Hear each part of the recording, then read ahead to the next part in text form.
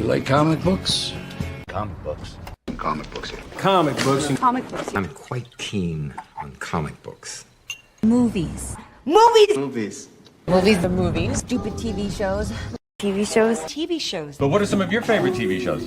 Can be enjoyed as video games, as TV shows, books, movies, the entire world. Wholeheartedly embrace the apocalypse. Let's start the show. I love that intro. We can't hear you, Daniel. Oh, you're muted. Uh-oh. Why did I mute? There you go. Hello, everyone. Welcome. Look, I'm still shaking off the rust from all the Christmas stuff. It's been You still got that nog in you. Just a lot of not being at home and doing activities. I don't like it. I don't like it. I'm ready to crawl back into my cave. Do you have more activities? I know. It's like seeing family multiple days of the week. What's with all these aunts and uncles? Too many. We have a lot. Too many. Big family. So, but welcome everyone to the Next Issue podcast. This is our Sunday edition. We didn't have a show yesterday, but for those faithful to the channel, I did drop a video of 5 comics that did not make my top 2025 list because there's not enough issues. That was my main premise of it. There's just not enough for me to be like, this deserves to be in 2025. So, and while I go through the calendar, I don't know if you guys have any of those, if you can think of that you're kind of, we're working on our list for best of 2025.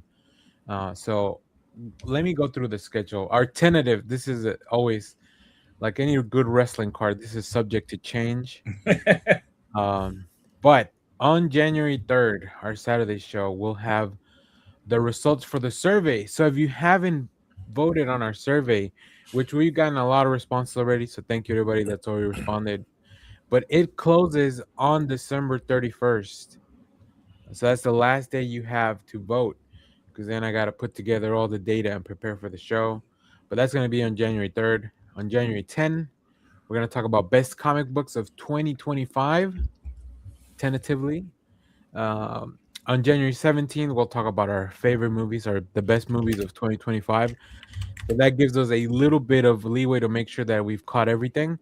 I'll talk about one thing that might make the list that I watch later on when we talk about our movies.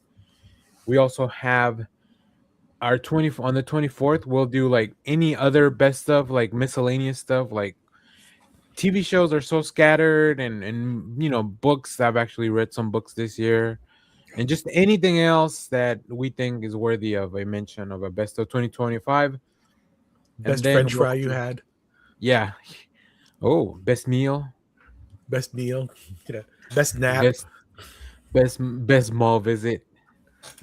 Best new mall. Yeah. The best nap will be the next nap. That's right. And then on January it's your future 31st, nap that's always the best nap. That's right. Oh yeah. On January 31st, our last show of the month, we will have our results for our movie fantasy draft that we did last at the beginning of the summer. Right before, I think it was right after Thunderbolts, maybe. Yeah. Right. So yeah, we got a jam-packed January. So before we get into our one piece of news, did you guys come up with any comics that you kind of left on the cutting room floor that you want to tease as like the best of for 2025 that did not? Yeah, like that you kind of left off, because so one of the ones that I left off was the new Galactic from Distillery, because it's only have one issue, and I really love that issue. It's great, but it's only had one issue, so like it's probably gonna end up on my list next year. So I'll just wait. So the way I went about it is I don't know if we've been given explicit instructions yet as to how to come up with our best list, but I've come up with 5 Marvel, 5 DC, 5 indie, or whatever that means these days, and then 1 event comic. So I have a list of 16 altogether. But I tried to make sure everybody was represented. But there were a few that were like, I was like, oh, this would make the list if there were more issues, like Captain America, Zdarsky's Captain America, 4 issues in maybe 5 by the end of the year. Yeah. And it was great. It was great. It was just wasn't quite enough for me to be like, even though that's almost half the year. Yeah. I feel like he needed to get through one full story arc, and we aren't there yet. So yeah, it's not a hard rule for me, but I like to have it at least that it's enough to fill out a whole volume of, like, yeah. whether that's 4, 5, or 6, however the arc is planned. So that's kind of how I went. But yeah, so Darsky's. I started with a list of 32 series. And I've I've done things like I don't Cheetah even and think I read that Cheshire many robbed the comics. Justice League. I have friends in another Discord that were trying to read. I think their goal is to read something like 2,000 comics next year. 20,000 comics. 20,000 comics altogether. 20. That's too much. That's too many. I don't remember. Yeah. It was like yeah. That's way too many. No, it's got to be 2,000 because 20,000 is insane. Each? 2,000 I think is what it is. And I started and so I started doing the math because in my head I'm like, I probably read from the new comics every week. Oh, sorry. Every week. And so that times 52 is like 700. It's almost 800 comics. I think I'd probably max out at like maybe 1,000 comics a year. Damn. Of reading. But to double that, I would never get anything else done. That's like nothing else would have ever happened. Yeah, I've tried to set reading goals of like at least 1 to 3 trades a week coming up, because now that I can start reading again, I'm trying to like make myself get caught up on stuff. Yeah, that's just the new stuff. So that doesn't count like any of the stuff we read for book club or anything. I'm just reading out on my own. So wow, that's a lot of reading. That's an interesting goal. Comics are very weird to do a goal like that, because like for the trade, do you count if it's 6 issues? Like, do you count that as 6 comics that you read, or is it just the one trade? I would count it as 6 comics, but I guess it would depend on the story. So like if it were just like, I don't know, Arkham Asylum, I mean that's not much larger than a normal comic. I don't but Blankets would count as 1, but that's like a book, Yeah. So interesting. What a lofty goal. 2,000 comics. Like, I read a lot of comics weekly just because of what we do for the channel, but I don't know that no, 2,000 is too many. There's no way I read. Do we want to do a show total of how many books we've all read for the year? We can try. I mean, every time we come in with our books for the week, you could put a total, but I'm curious because I'm pivoting from singles to trades. So, okay. So that's one of the things I might do in the new year. We are getting off track of our but this is this is our in between weeks, in between the big holiday shows. Should be a little scatterbrained, but I am thinking about moving off of some single issues and then trade waiting on some of these things, because I'm Exquisite Corpses. I'm starting to like forget who these people are, because I am reading so many things in between month to month that I'm just like, who's got what. Like the concept of Exquisite Corpses is a bunch of rich people, descendants of the 13 original colonies. Rich people are having this tournament play out in a small Midwestern kind of American town, where each individual 13 people gets their own serial killer to try to kill as many people in this small town and each other, and then whoever's killer wins the contest, wins the most power in America, whatever, blah blah. Who wrote this? This is Tinian and a bunch of other people. This is I should have guessed. Yeah, and it's great. It's great. But you've got all the rich people you're following, that storyline, you've got the killers, and you've got all the townspeople. So there's like, even though the character, you're not like involved in everybody, there's like 40 characters in this book already. And they're not, I mean, some of them have been killed off really instantly and quickly. So you're not making a connection with each one. But at the same time, I think each one is important into how the story plays forward.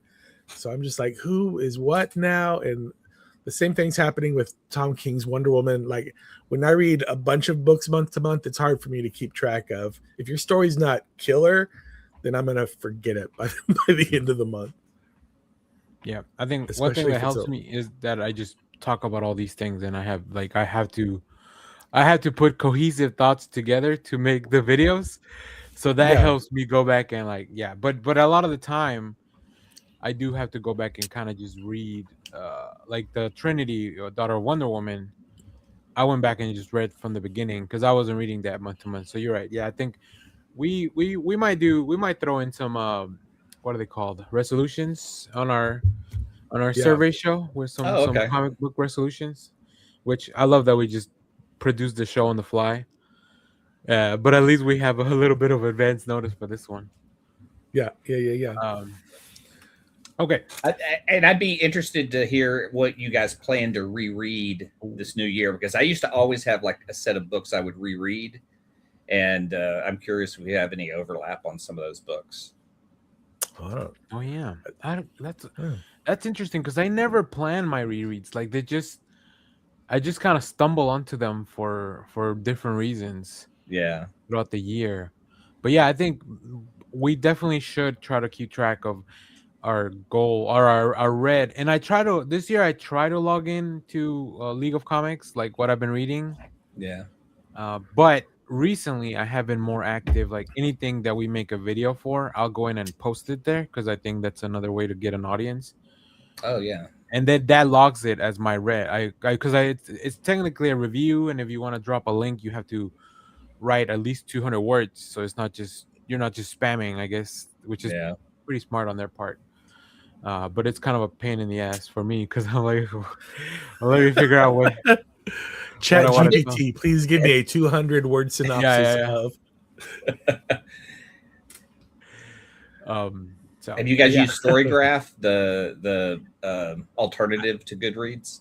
I have it, but I've only been using it for books, not for comics. Okay. But I guess because I do more trades, it's easier for me to use that one. yes, Wait, I have think we canceled Goodreads? Is that what's happened? What's I mean, going Well, on? it's an Amazon. company, so Oh, I see. I just and they Amazon well Goodreads made it really it's also the app is a lot crappier now. It was never a good app when they were not bought out first, but I was Yeah. like, but at least I was like, whatever, they're trying to do something.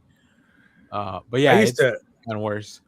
I haven't been on Goodreads in forever, but I used to troll pretty hard on Goodreads with my book reviews. Like I would slam Chuck Palahniuk books as like hipster studded belt trash, and I would get the hate comments. Bros would come for you. They would come Bros for me, will and I come knew for that you. they were going to come for me.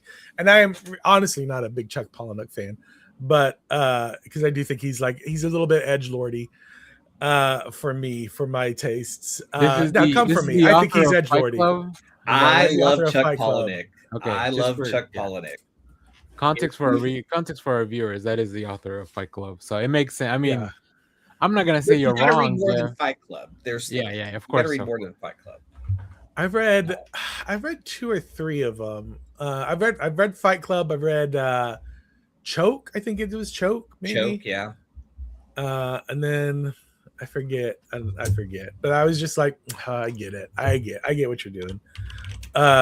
Anyway, so yeah, that and I forget what the other one was, but yeah, I pissed off all the little indie bros that on the road, I think is what else the other one that got other people.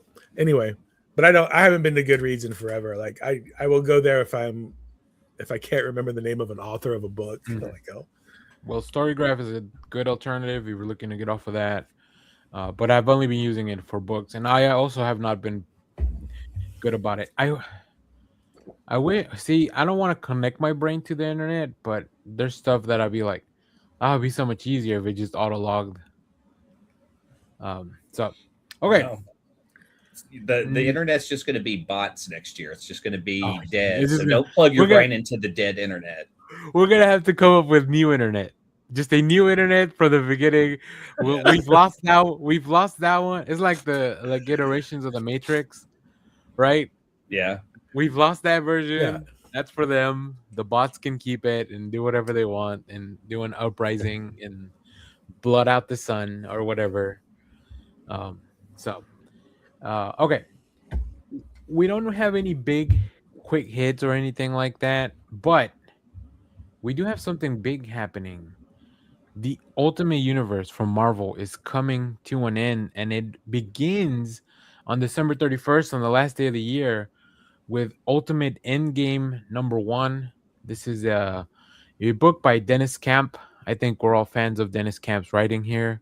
Yeah. Even if you're not reading the superhero stuff, he's got a lot of really good indie stuff as well.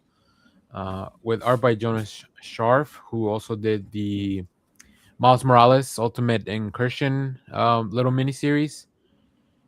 So yeah. I'm excited, but I'm also a little sad because I really have been enjoying the Ultimate Universe. I mean, we talk about Spider-Man all the time. That Ultimate Spider-Man is gonna go down, I think, as one of the just coolest runs of Spider-Man. Yeah. Well, a It's book nice that I to have have a not short, been concise story like that. Yeah. No, well, a we book I haven't. have not been reading is Ultimate X-Men, which I feel like is everybody's like indie darling because they're like it Yeah. has very little to do with the Ultimate Universe. It's like they just Yeah. gave Peach Momoko a book to do whatever she wants with, and they're like, "Don't worry, we'll figure out a way to tie it in at the end of the thing, and you do your thing." And so that's Just I don't am kill very Miss interested Storm in because it. she's gonna be important, and do whatever you want. Yeah, do whatever you want. So I'll have to go back and read it because I did not read any of it, but I hear so many people talk so positively about it that I'm like, okay, let's do it. It is really good. Like I just read the first trade and I just loved being a part of like that world and just seeing art of in the X-Men world like that I'd never seen before. Just the merging of her style with Marvel is some of the best stuff I read this year. I mean, Peach had already done such a good job with her own like her Demon Days universe, Yeah. right? So this is gonna be you guys' gateway into manga. I'm gonna use this to It's finally parlay. And happened. I wonder if Peach did any manga. I should look into that because I mean, It maybe makes she just sense. kind of broke into comics, but I feel like there's artists that started in manga, like Belen Ortega, who's now doing a bunch of stuff for DC. Like she did manga, but she's from Spain, so it's like you don't have to be in Japan now to do manga. You could just, Yeah. as long as you got the chops to do the manga art, like So I wonder if Peach ever did any of that. Let us know in the chat if you know anything about that. But yeah, I'm excited. And Peach Momoko, if you're watching, go ahead and Chat. let us know. Peach Morocco, if you're watching, come on the show. Drop a comment. I have so many of your covers I want to ask you things about. The Maker's coming back, and it's hard. It's weird to think that the Maker is like the original Reed Richards, like from the Ultimate Universe. Like that Yeah. still kind of blows my mind. Like I don't. Did you guys read the original? Yeah. Like from the big, like the old Fantastic Four. Was that Miller? It was Miller. Warren Ellis did the Doom. He did his take on Doom, and then I forget who it came back to after that. But I'd love like the first volume. I always give it out to kids because it's Reed and Ben as kids discovering trans-dimensional teleportation. As children, and it's just like, I mean, to come over to your friend's garage and see something just disappear and then come back from the negative zone. That's it just gives you this cool science vibe. Okay. Yeah. I I should remember check I read a good chunk of the Ultimate Universe. Both Ultimates minis, so the Ultimates 1 and 2. That's where it started to, once that second wave of the Ultimates hit, that's kind of when I started to duck out. I missed all the invasion or incursion or whatever wherever Blob eats Hulk. Yeah. I missed that, like I wasn't paying attention. It did try to be a little Blob at eats times. Wasp. Sorry, Blob eats the Wasp. That's what happened. They wanted to push the boundaries. I wonder if that's why Marvel canceled it now. They're like, the first time the first time didn't go as well after the second go around. So like, maybe we should cool it here and maybe just go out on top, and maybe we'll learn like that they stopped at the right time. Maybe. Yeah, it's weird No, go ahead. It's weird that it's ending though, but because it's like they set it up. The setup of the universe is that the Maker was like F this. I'm going back to my own universe. And he realized he couldn't do that. So he's trying to recreate his own ultimate universe for himself. Mhm. And so he goes to an alternate dimension and he like alters everybody's past so that they don't become superheroes. Tony Stark or Anthony Stark, whoever Dad The Stark dad, finds out. senior, yeah. Dad, yeah, finds out and somehow traps the Maker in a city for 100 years or whatever it is. 2 years. 2 years. Oh, is it 2 years? So it's 2 like years. it's like a real time thing because it's been 2 years since the thing started, since the Ultimate. They thought. I mean, Jonathan Hickman did come up with this, and I think a lot of this also stems from like what Donny Cates wanted to do originally. So like, there's some very good ideas from the beginning of this. I feel like the being trapped in your own city is a Hickman thing because he did it in the Krakoa. There Yeah. was those new human people that were trapped in. That's why I kept thinking it was like 1,000 years because it was the same concept, but in their time moved differently. Oh, in I the mean, I don't know Krakoan how long world. it's. Yeah, I don't know how time is passing for the Maker. You're right. Oh, that'd be crazy. Can you imagine? Oh, Jeff might have just blown the door right off of this thing. The Maker comes out and he's like an old man, but because he's like Mr. Fantastic powers, like I don't know how he ages. Like, does he age normally? Does rubber age? Is he brittle now? Is he just brittle? Yeah. Would this Maker finally get the gray sideburns that our Reed has? Oh yeah. Or would he just go full white? We'll never know with that helmet on. That's right. We'll find out next week. Yeah, the Hickman helmet. The Hickman helmets. Oh, I love the helmets. Is there more to? So it doesn't end this week. Like there's more. This is a series, It's a series. Yeah, it's a, I think 5 or 6 issue series. The solicits only go up to 4 right now, but I don't think that's the last of it. Okay. And they do have that last cover. It's classified. It's not. They don't even show you the cover yet to avoid spoilers. So. Because I know like Ultimate Spider-Man has one more issue left, and I don't know where the other Ultimates will also go all the way to 24 or 25, and they're barely at 20. So that's what I did. I guess I'll talk about this since it's part of the comics thing. But this weekend I caught up on a lot of the Ultimate Universe to try to tell people and help them.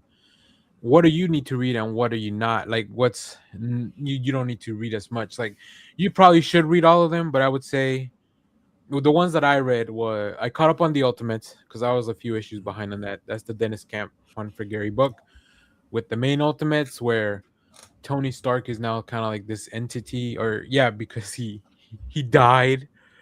Like the Hulk tore him apart, and to put himself back together, he came back as this other thing. I do love when you try to explain what is happening in the Ultimates and you hear yourself halfway through explaining it, where you're like, well, Sounds Reed like Richards, who is now cosplaying as Dr. Doom because the Reed Richards from the other universe tortured this Reed Richards into becoming Dr. Doom, and then killed off the rest of his family. And then like halfway through, you're like, comics are insane. Comics are nutso. Yeah. It's good for new readers to onboard with. Yeah. Yeah. I think the Phil Noto books are probably whenever Phil Noto's on the Ultimates, those are like the Fantastic Four centric issues, and they're so much fun, but they're also really messed up. Because Denise Camp messed up because Denise Camp likes torturing his characters. I love the Fantastic Four so much. I'm gonna make them suffer the most. It's weird, but so I caught up on that. I had already caught up on Ultimate Spider-Man, so that one I'm good with. How did they suffer? Now I have to ask because I haven't read this, so now I need to know. The Cosmic Rays give them all cancer. Just give them all cancer except Reed. That's what the Maker does. He, instead of not making them heroes. Oh, so he just turns it into. He just kills. That's how he kills them. So that's in issue 4. So if you're gonna catch up, like you'll get that in the first trade. Yeah, it's pretty messed up. So only because he wanted to leave Richards alone to be like his. He's still smart, so like he still has use for him, but he had to break him down and turn him into this. Yeah, at first I thought that was just kind of like an edgy, like I'm just gonna, but having the story have purpose makes Yeah. it better, because Marvel did that in Ruins back when Warren Ellis wrote like a 2-issue Dark Side of the Marvel Universe. Yeah. And I believe a lot of the mutants, or specifically Bruce Banner, gets really nasty cancer in that. Yeah. Anybody that's got radiation, anything, like they're just like, well, that's not how radiation works in the real world. So Yeah. Yeah. So, and then the other thing I read was the Spider-Man Ultimate in Question, the Miles Morales story, where because he's the only other individual from the original Ultimate Universe that's still around. So the maker, I guess he has a little bit of a soft spot for him. He's like, look, if you want to join me, we can go back home but it's the home that I've made. And he kidnaps his little sister.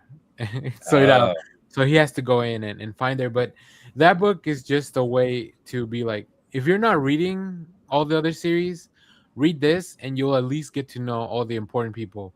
Because he goes to Wakanda, so he meets all the Black Panther and everybody that's from that book. He's attacked by the what is it called? I forget, Robert DaCosta's dad.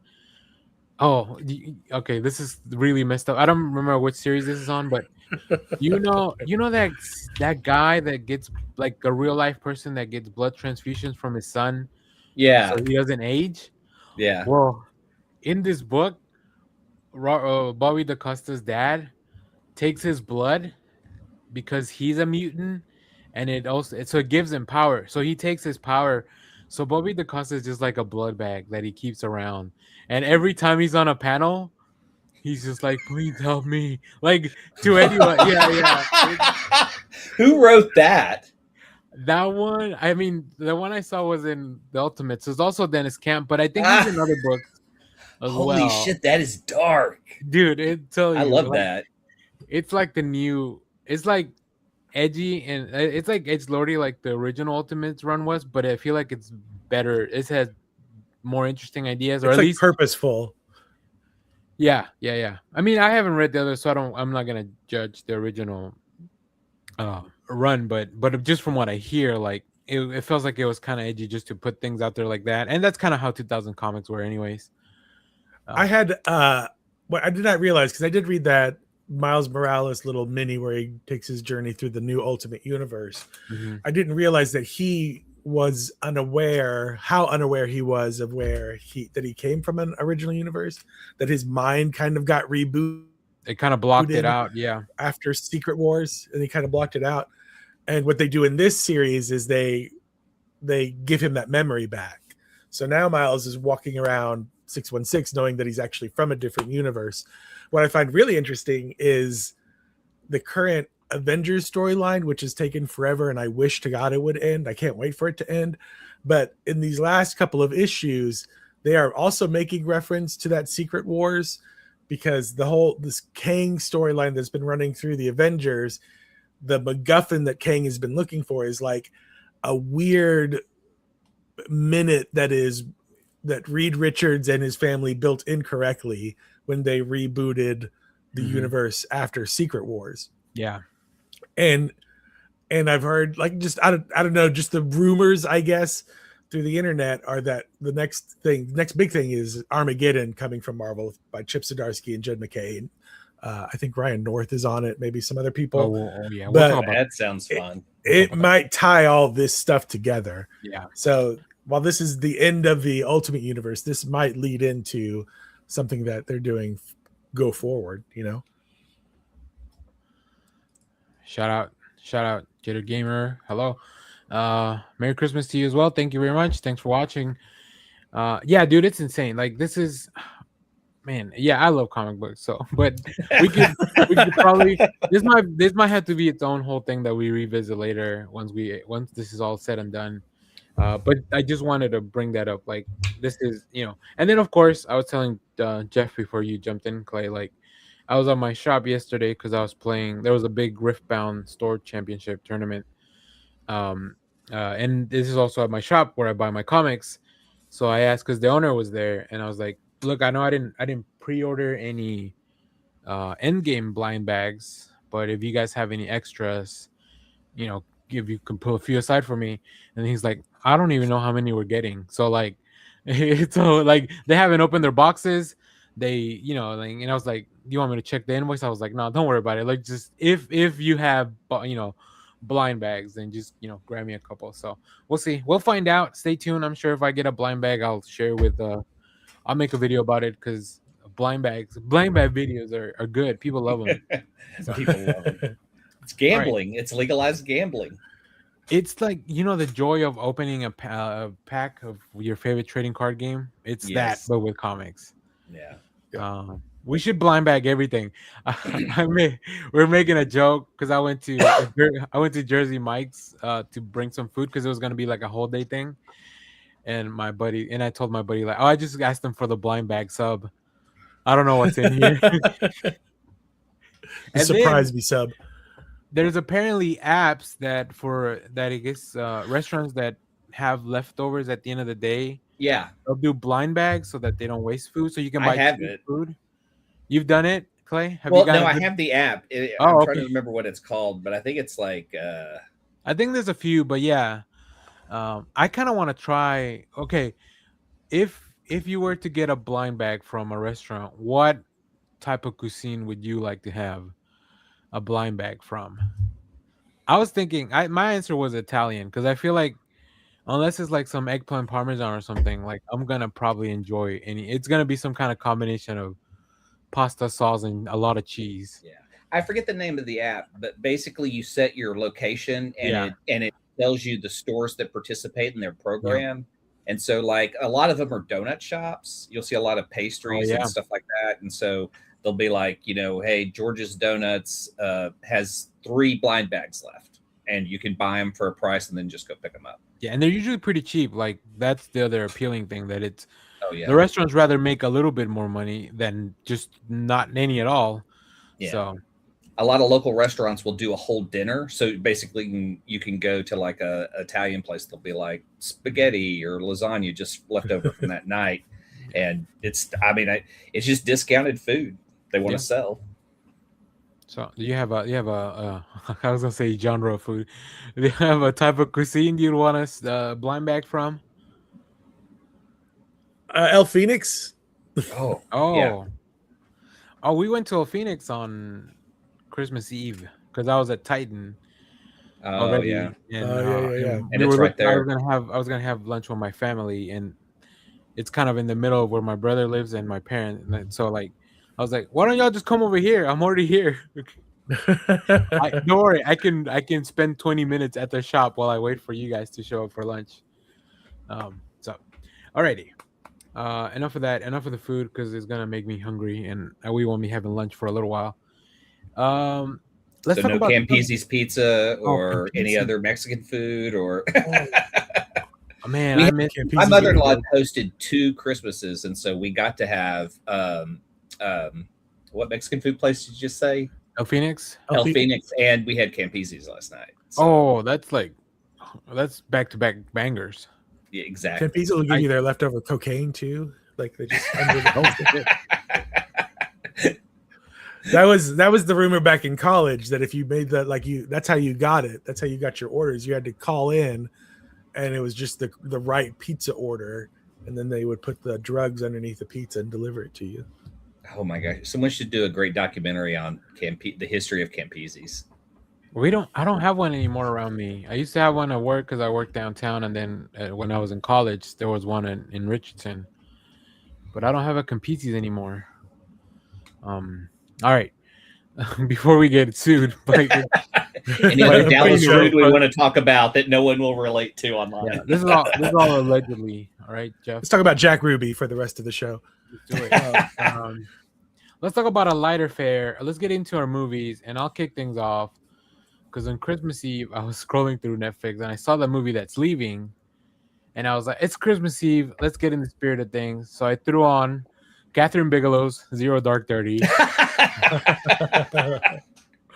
And let me tell you, I stopped halfway because I forgot how real shit gets in that movie.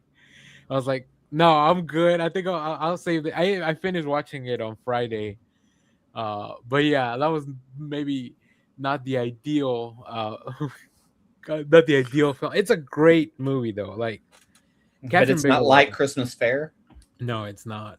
Yeah, You know, I But saw when a Santa redhead. comes over the ridge to save those soldiers, Yeah, I saw a redhead on the thumbnail. And I was like, oh, this is probably a great Christmas movie. No, as much as I love Jessica Chastain, which she goes off in this movie. she's really incredible. good in that. And then everyone is in this, including my favorite part was when Mark Strong showed up, but he has hair. What happened to Sinestro? Yeah, because I don't think yeah. I can't think of another role of Mark Strong's where he has actual hair. But I mean, also I'm only thinking of the Kingsman movies. That's the main thing. Yeah. You know, so. But yeah, Zero Dark 30. It's leaving Netflix, I think, at the end of the month. So if you have Netflix and you kind of want to watch it, like I said, it's a great film. If you want to watch a Interestingly- last minute Christmas movie, Yeah. Interestingly enough, I've never seen The Hurt Locker, which is another great Catherine Bigelow Oh, that's really movie. good. I was like, you should have double featured that. Oh, God. Yeah, it is a bummer too. So it is Yeah. back If- to back. War is a bummer flick. And if you haven't seen this, I haven't finished my list, but this is high on the things. Another Catherine Bigelow film that came out on Netflix, House of Dynamite, is incredible as well. So, yeah. All right, let's go around the horn for stuff. Let me throw it over. Let me go to Clay first because I see some stuff, and I wanna comment on one of these, but I'll let you pick in the right order, however you want to talk about these. Just though this is going to take a weird turn. This is Spinal Tap Bro, 2. This part of Yes. this was going to take a weird turn. because it is a comedy, but it is a bummer to watch right now. I would not watch this movie for probably a year, just Okay. because Rob Reiner. Right. It's okay, and it might have been my mood of watching it with With knowing, yeah. knowing, and just it's not fun, like. So it kind of puts a hamper on a lot of the stuff that's in the film, but like the cameos are okay, but like it's very 3-star, like, but I think it might have just been the mood that it was. Is this what you wanted to talk about? No, but you go in whatever order you want. I'll jump in as I need to. Okay. So you're talking about this is Spinal Tap 2, right? Yeah, because we were able to get into our HBO account. Let's go. Shout out for remembering that password. No, it's someone has the account that we share passwords with. She actually lives in another country. Oh my god. And so when you try to log in, it'll say, hey, it looks like you've moved, and won't let you in, or you're out of your area. So you can do I'm away for a short time, but then it messes up the whole account for everyone else that's in it because 4 people are on the account. Got it. So, but if you screencast from your phone, it doesn't force a login, and so we were able to watch HBO. You're on your mobile, you should be somewhere else. Okay. Yeah. Good So, good workaround for people who share those HBO accounts. Life hack. Do you know if they have Make the first Spinal Tap on there on Max? Yeah, it's on there too. It's HBO Max now, Jeff. They paid millions of dollars to get that name changed. Is it still on Go?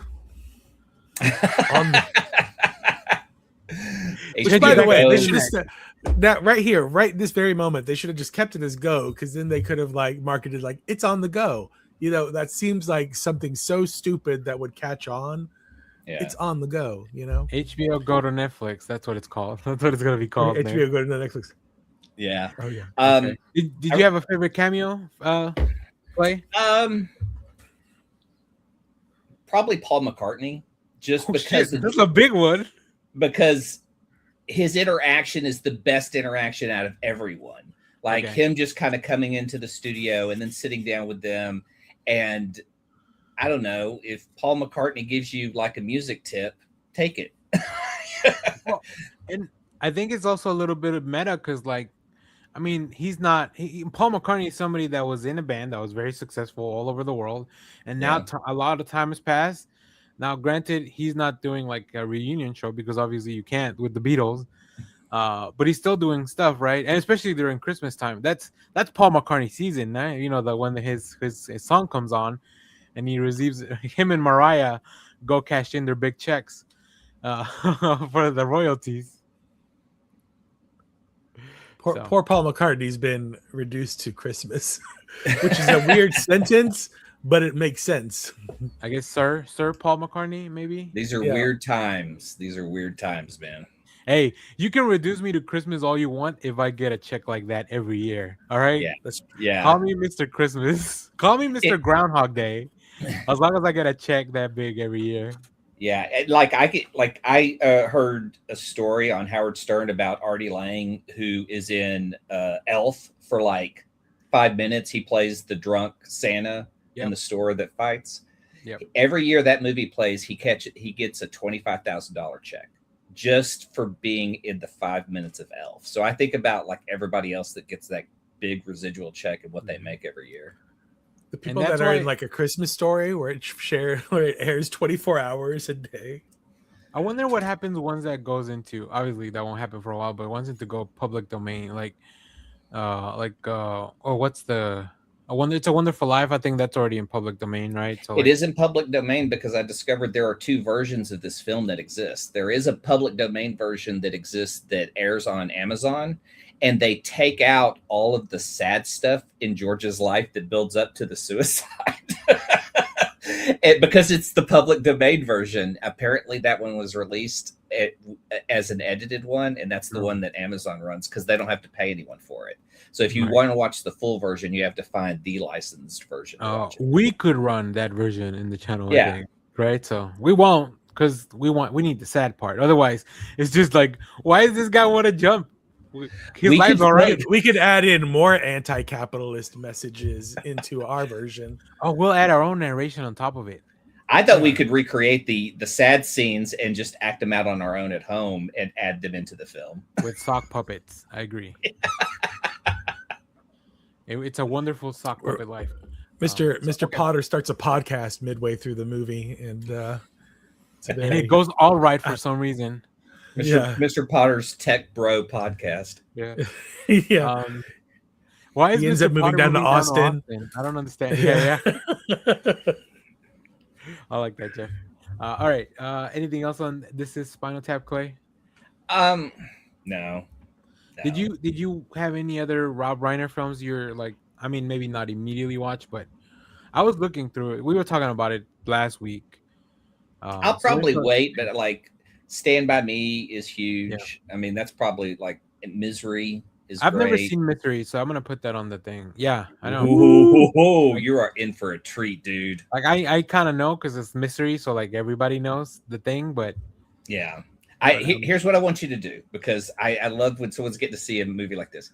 I want you to make just a mark every time that movie starts to make you uncomfortable, and tell me how many times that movie makes you uncomfortable. I have to get one of those like the little things that the bouncers have. Attendance clickers. Yeah. All right, cool. I rewatched One Battle After Another, and do you guys want to get into this? Have y'all seen this? I haven't seen it yet. I'm trying to get it in before the end of the year so I can see if it goes on the list. I haven't seen it yet, but real quick, you know how they do those Jaws showings where you're in a lake? They should have a Misery showing where your feet are just dangling off the end of the chair, and like just every so often, like a hammer just kind of flies by. Like, or your feet are locked into place, and you feel the piece of wood get moved in between them. Yeah. Oh God, I need to go.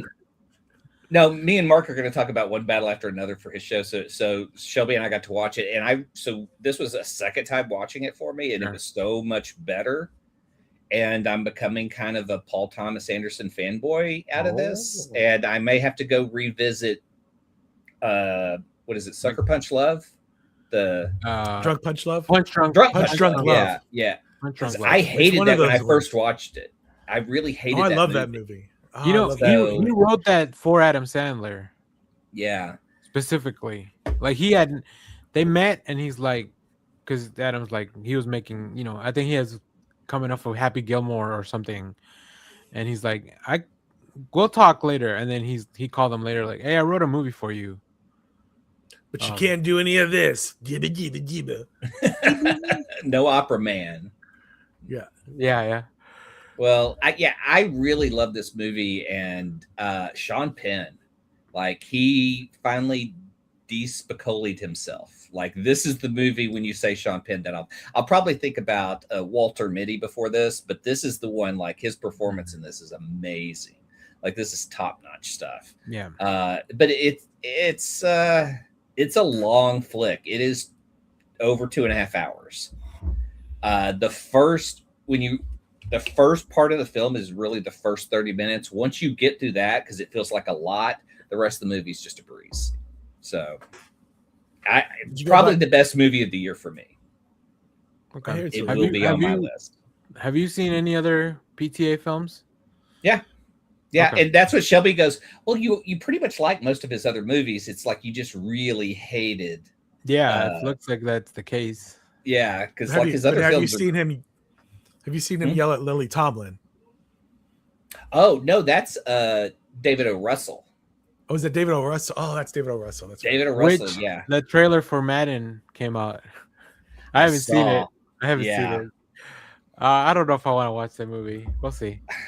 It's not, the best Madden is real Madden, and we may get Nicolas Cage Madden, which may be pretty great, but real Madden, there was nothing like it. I mean, that guy. Because what's his name? Batman is Al Davis, right? Christian Bale is Al Davis, I think. Yeah, that's right. Which is another insane casting. Like, wait, when he said Batman, who popped in your head? Because Michael Keaton popped into my head. Adam West, and he's dead. Michael Keaton could probably do a good Al Davis as well. Oh hell yeah! That's why he popped in my head, because he made sense. Like, no, sorry, wrong Batman. I should be Ben Affleck is Al Davis. Al Davis is just a giant man. He's just doing push-ups before every scene. He goes, he was jacked. Robert Pattinson and Nick Cage are. Yeah, Robert Pattinson is Al Davis. Oh my gosh! Now I just want a council of Batman movies. We need it. Okay. It's like I said, I'm trying to squeeze in one. Matter of fact, today is finally the day where I'm just chilling. Like I don't have any big plans, so I might squeeze in one battle after another. I'm looking at a list of like best stuff 2025 to make sure I didn't miss anything big. Yeah. And I really don't want to go to the theater today to watch Marty Supreme. No. I've not heard anything good about that film. Really? Oh, I've heard great things about it. And, really? And you guys know, my boy Timothy. I'm a Timothy Chalamet head. And it's also curiously, I like movies about ping pong. Is there? I find ping pong very interesting. Huh? Is there a cure for what you have? I don't know. Might have to go to the top of that sphere in Vegas. Is there a Timothy Chalamet vaccination we can all get? He's the first human to stand on the top of the sphere in Vegas. So can't take that from him. Besides, maybe the people that built it. And they turned it into a ping pong ball. I'm sorry to hijack the show like this, but because you mentioned going to the movies, I just happened to look to see what was at the Alamo, my local Alamo tonight. They are showing. They're showing the new Anaconda. I don't care. Avatar: Fire and Ice. I don't care. Marty Supreme. SpongeBob. I'm too old. Sorry, I missed it. I have enough weed for a showing. Well, I do too, but The Housemaid, Zootopia 2. But then we get to a movie I would go see, When Harry Met Sally. They have a When Harry Met Sally showing tonight at 7:00. But it's mostly sold out, except you still got some seats up here. Be that guy. Am I gonna find?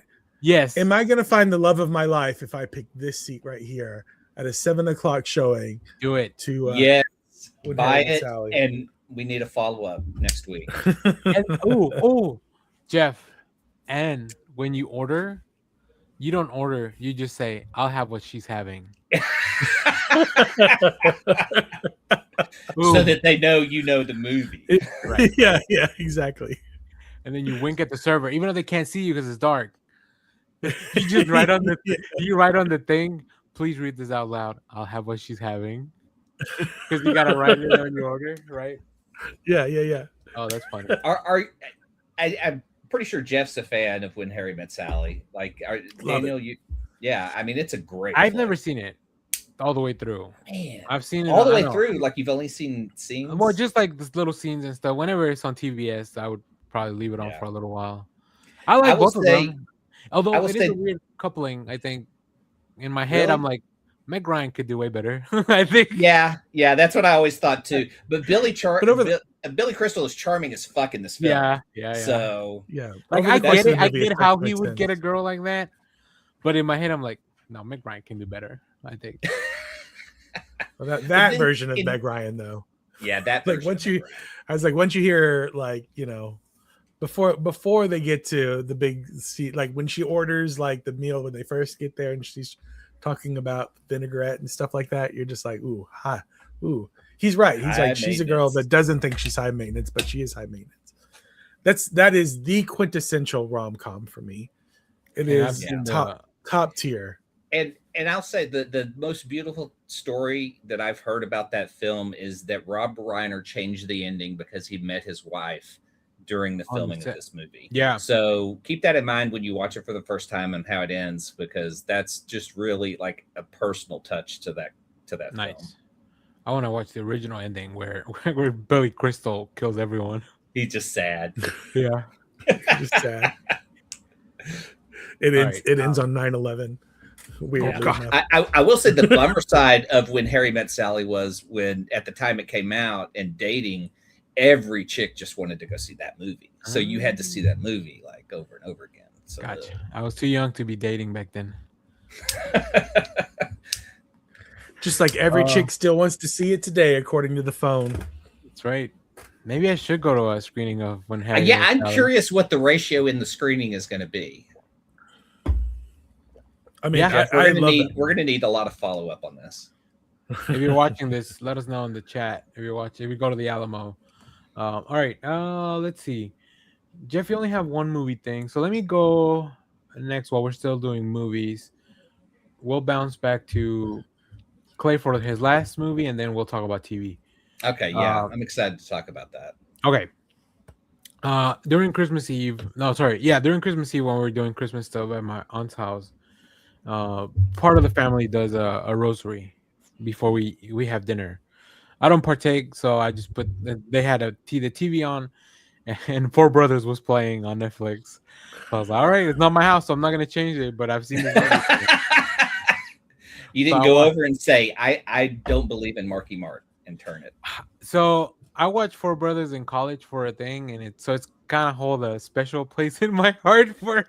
You watch it for a special thing. What? It was a fraternity thing because brotherhood. It's all like, so it holds a special place in my movie heart. This film was considered hazing. yeah, that's it. You gotta sit here and watch this movie and like it. We all love Marky Mark and Tyrese and Andre 3000. I don't know the name of the other guy. Sorry, he was not famous. He was not as famous. Considering you have till the end of this movie to eat 5 Wahlburgers. Yeah. I don't think Wahlburgers was a thing when I was in college yet. But it's funny to see like the villain is Chiwetel Ejiofor. That's really funny to see. I forget about that. And obviously Terrence Howard is in it. So like there's a lot of people in it. Henson? Gosh. Yeah, Taraji P. Henson. She's Andre 3000's wife. Sofia Vergara's in it as well.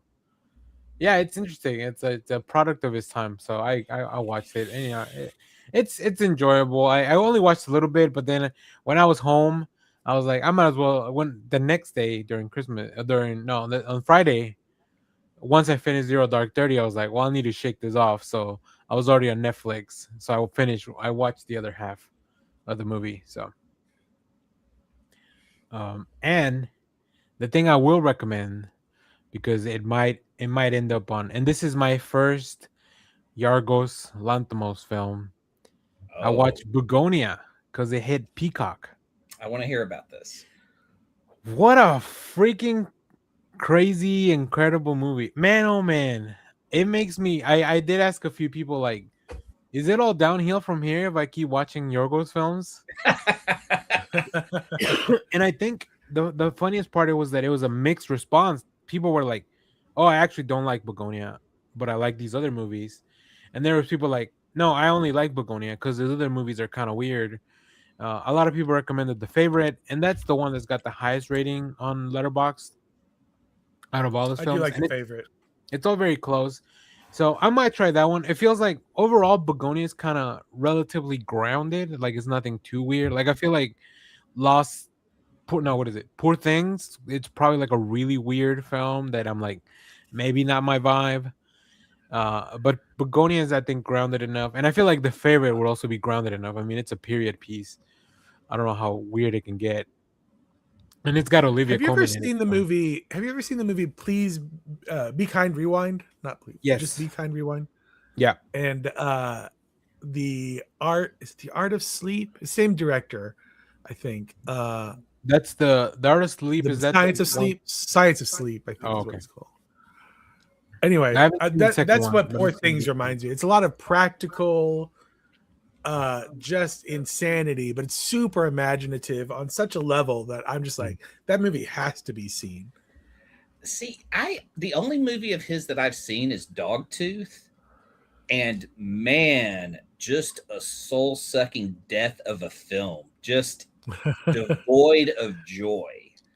Someone recommended this film to me because it was like I need something to watch while I'm working and put it on. And at the end, I was just so bummed out. It was just like, have you guys seen this? No, I haven't no. seen that one. I feel I like don't know. anything prior to The Lobster, I hadn't even heard of this dude. Oh, okay. Well, it's a weird flick about a guy basically imprisoning his family and how he does it. And yeah, and it's Fuck. and to what extremes they go to get out. Like, and that is entertainment. That's the hard That's part my for kind me. of movie. Well, I would say maybe that's art. I don't know if art has to be entertaining. It Let is me take very much an art notes. house film. Jeff for the legal pad.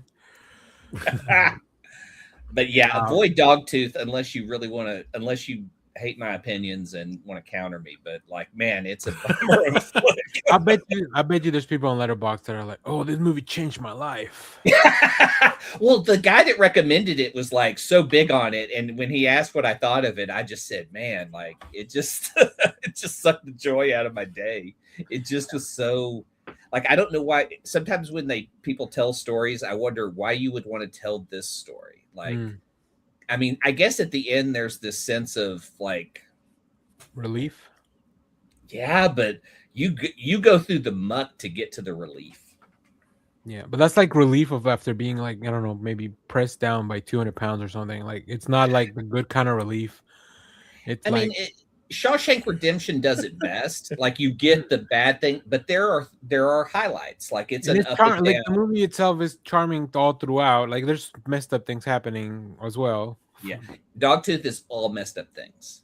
Like it is, and It's like The Rise of Skywalker. like I'll tell you off air. I'll tell you off air of a specific scene that's really is how the film opens, and it's really weird. Jeff may be the only person that's compared Dogtooth to The Rise of Skywalker ever. Yeah, the bad. Joy. Yeah, so I mean Jesse Plemons is great. Emma Stone is fantastic in it, and it's such a small movie, but it's like I don't know, it feels, and then it does something very interesting that I was not expecting. So yeah, I really enjoyed Begonia. So I'm still noodling over it because I just finished watching it yesterday. But yeah, I'm excited to go into this list. I have a lot of, interestingly enough, I don't have any 5-star movies for 2025, like new movies, but I have a lot of 4 and 4.5. So putting together my list is gonna be tough. One battle after another. We'll see. I'm not a PTA guy either. So Look, when I say a film is going to be this good, there's no wasted screen time for a 2.5-hour movie. There's no wasted dialogue. And even when you have Leonardo DiCaprio, the thing I watched the second time the most is his lack of dialogue and his physical acting throughout the film, because he does so much physical acting to respond to everything. It is insane. And it was just like, it really just gave me a whole good perspective on the film. Okay, fair enough. All right, Shout out Leo let's talk about DiCaprio. let's talk about your last movie, Clay, before we get into television. The Life of Chuck. Who has seen this? I love The Life of Chuck. This is where I wanted to intercede before you go into what you thought.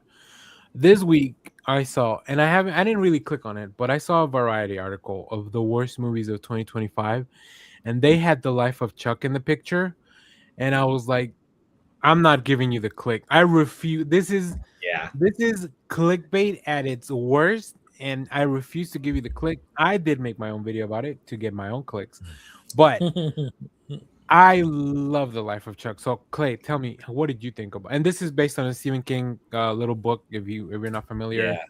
So I loved it. I loved the way it was told. I loved really, like, I loved the first act, which is Act 3.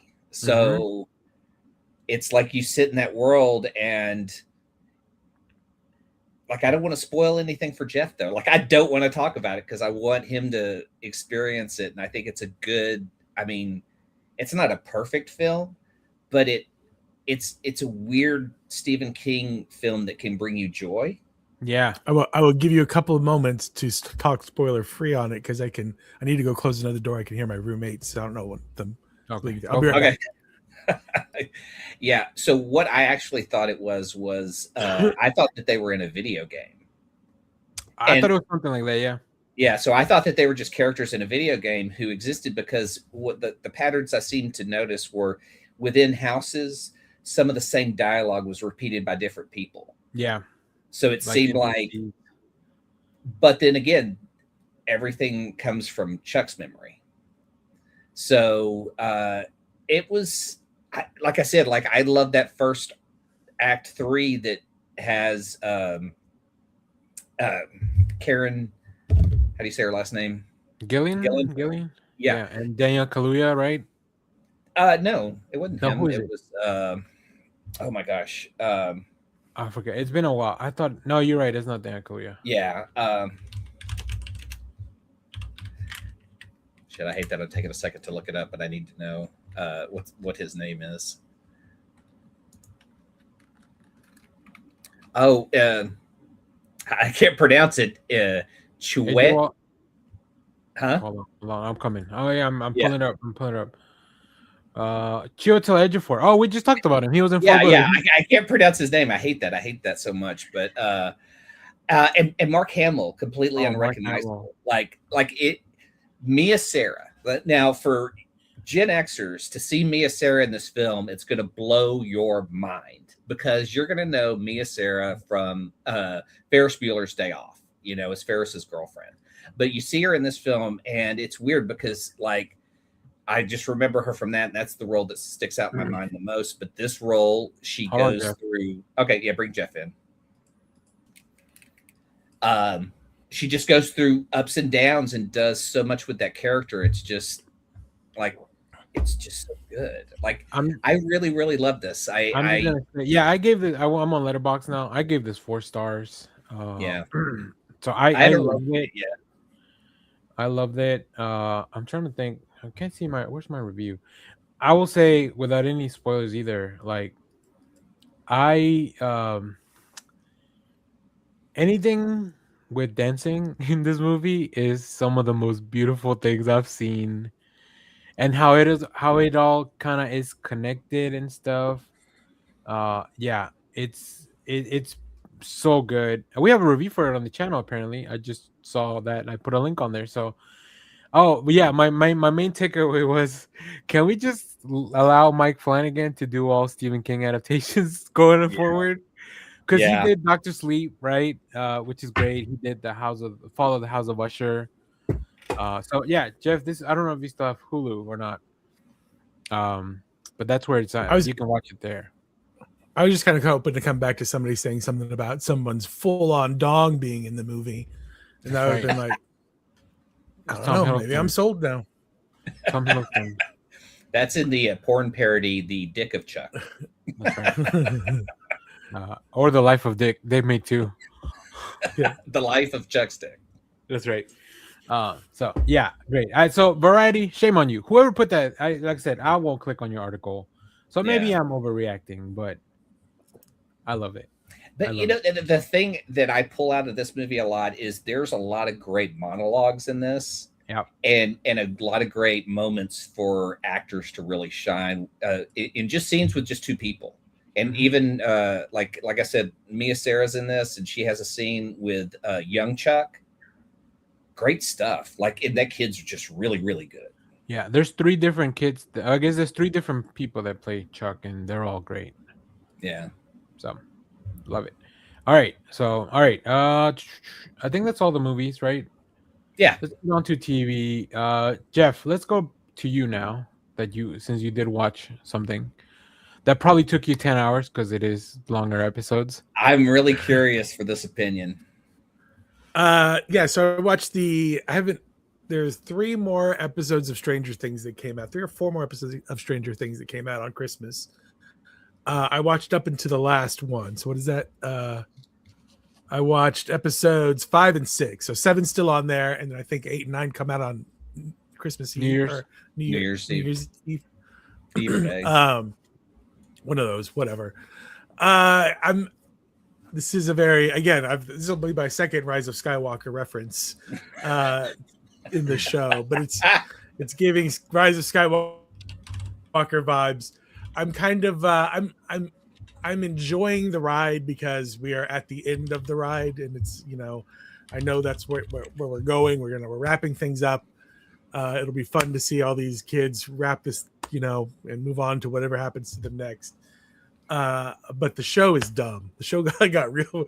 The dialogue between the characters themselves somehow, after 6 years of dealing with this stuff, or however long it's been in the show TV time, like, they aren't getting any smarter. They're getting dumber. It's harder for them to work together. And there's so many characters. They're doing the thing where, like, these characters are split off over here, and then some characters are split off over here, and nobody can communicate with one another. And I'm just like, oh my gosh, it's so dumb. There's like dumb arguments all the time. Kudos to Netflix for doing what they've set out to do, which is have something on, and I can walk away for like 15 minutes and come back and feel like I've missed nothing. Like, wow. I can, yeah. Slam. That said, you know, it's, I think I'm not hate watching it. I think I'm just kind of like just seeing it through to the end. You're pod committed. Mark described it as slogging through Stranger Things, and I was going to get a subscription just to watch all of it, and I'm kind of like going, well, maybe I don't need to. Yeah, they are definitely messing up the dismount, which is sad because they've had so much time to work on it. Through one of the episodes, I did sit there thinking, like, how did they mess this up so badly? Like, you think about like how Marvel went through like all their like bad Disney Plus shows, but they had to go through the writer's strike. I mean, like, I guess they had to do that with these people too, but they had so much more time to get it right. Whereas like Marvel was just pushing that shit out as fast as they could. Like, I'm like, you had time to work on the script. You had time to like get the CGI right. You had time to make practical things if you wanted to. Like, it's just so dumb. It's so dumb. But it is fun to watch. I think the most fun I'm having right now is just watching the really good actors throw themselves into like these cheesy like Winona Ryder looks like she's having a blast still, you know. So does Finn Wolfhard. The actors that are like really good at acting look like they're having a lot of fun, and everybody else looks like they're holding on for dear life. So that's kind of where it is. Yeah. Wow. It's also tough to judge because you have like, it's basically kid actors who've come up through this. So you're putting a lot of weight on them carrying the show, but then they're making tons of money. But kid actors, that's a weird gig, man. Yeah. I'm just glad that this season gave us an excuse to have Winona Ryder eat hot wings, because that was a great That was a great episode of Hot Ones, where Winona Ryder was in Oh it. yes, I did see that. I thought you were talking about it on the show. I was like, well, that's weird. Oh yeah, no, I don't watch the show. This is I watch a lot of the marketing stuff because it's kind of fun to see them all hang out, but Yeah. I'm not really watching the show. So, well, I think the first season is excellent. The first season is agree. fantastic. I think Yeah. the first and second season are pretty solid. Like that's what I've watched. Yeah, and those are the copies I have. So I have physical copies of that, so I can rewatch those. But You I can don't just think watch the Netflix. first season as a one story too. Like it has an ending. Yeah, So, I will say, the show I have next is probably the complete opposite of being able to walk away and still know what the hell's going on. Because this week we got the finale of Pluribus on Apple TV. We might do a whole thing on this because man, oh man, Yeah. this show is incredible. it is Rhea so Seehorn. good. Give her an Emmy now. Just give her the Emmy now. Yeah, it's great. I don't even want to get too much into it because talking about anything on this, I will say one thing. I mean, this show has, because I've heard a lot of interviews about like when this was written, and I don't think Vince Gilligan had anything specifically that he wanted to say, or maybe he had a lot of things to say.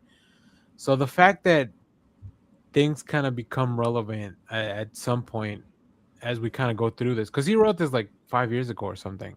Apparently, he wrote this he started working on this during the pandemic, and it's finally been realized all this time later. So it's definitely worth your watch. If now that it's over, you can get that 1 month of Apple TV Plus, or I guess Apple TV now, and just enjoy it. It's 9 episodes that it's just great television.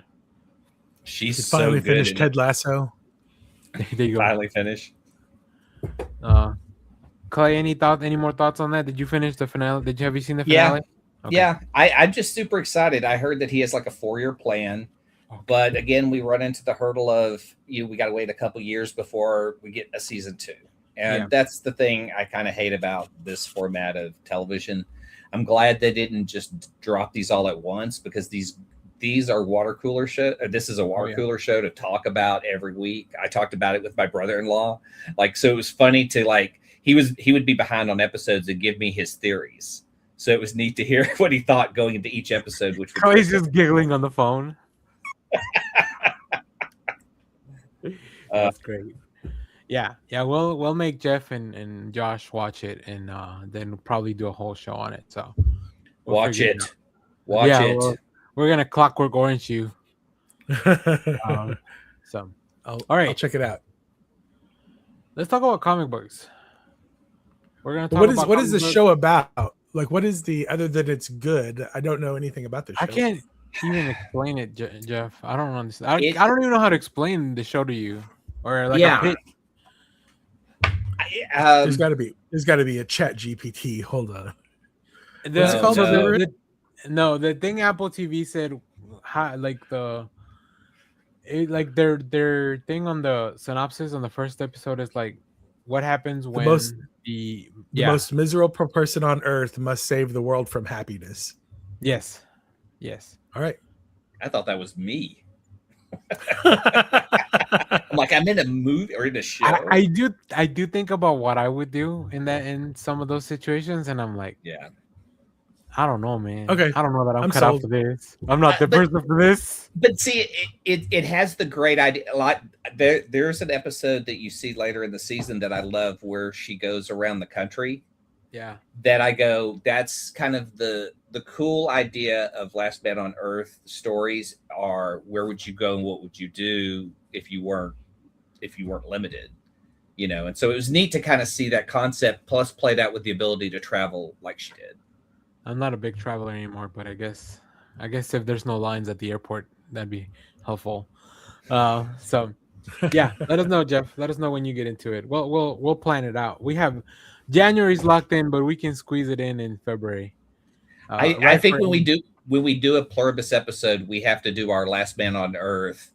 Where would you go? What would you take? What would you do? Kind of things, because I think Will Forte did it best, where he stole the DeLorean, the A-Team van, and all the famous vehicles of Hollywood, and that was in his garage. I like that. I'd get the one of those 66 Batmobile replicas, but that's Oh, all Like a I'll get. tumbler. Yeah, no, the 66 Batman replicas. I want a tumbler. That I like the tumbler, but it's just not practical. You know, doesn't even. What am I gonna? I Where am I ju- gonna put that? Where am I gonna you're put that? you're just gonna see if you can drive on roofs with it. Yeah, Texas. These Texas homes that are all like made out of wood. Yeah, I'm sure it'll go great. Okay, let's pivot now to comics. Before we get into comics, is there any Jeff? Is there anything you read that's not this week's stuff? Because I have two things I want to talk about real quick, which I can start on that. I do not. Okay. Nothing. As we mentioned earlier, Marvel's Armageddon event is coming soon, and I'm going back to kind of the roots of it. So I went back to read Red Hulk Volume 1, Prisoner of War.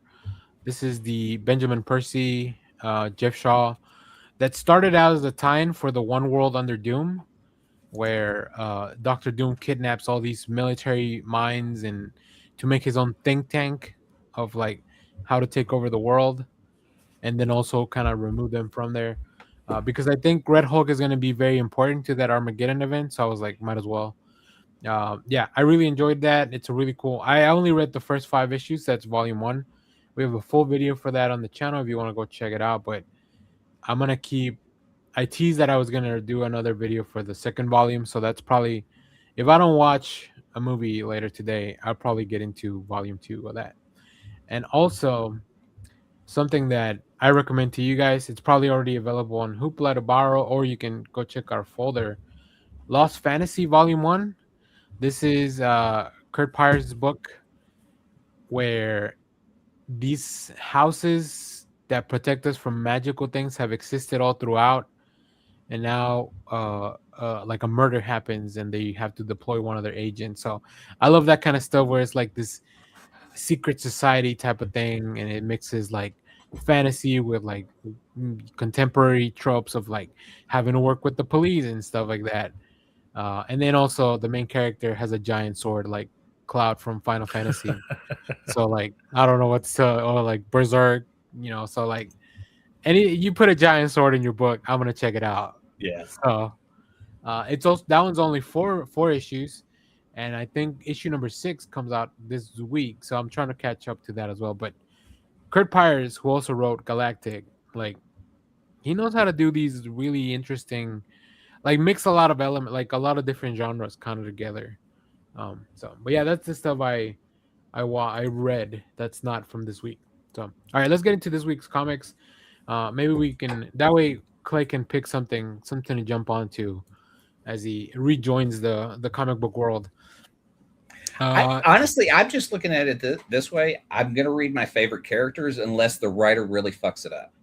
And so right now, I'm really Moon Knight and Iron Fist, the Doom book. I need to get caught up on. Yes. But I'm out on X-Men. I'm out on these constant rebooted titles. That's where Marvel's lost me. There's no point in getting into anything when you're going to cancel it at issue 12 or issue 24. Yeah. I'll just read the trade, and maybe I'll keep it. Maybe I'll just get a library. Yeah. Once it's all on Marvel Unlimited, I'm gonna go through all the Age of Revelation to tell people like this is why you should have skipped it. So like don't even go back. Or maybe there's 1 or 2 titles that are worth.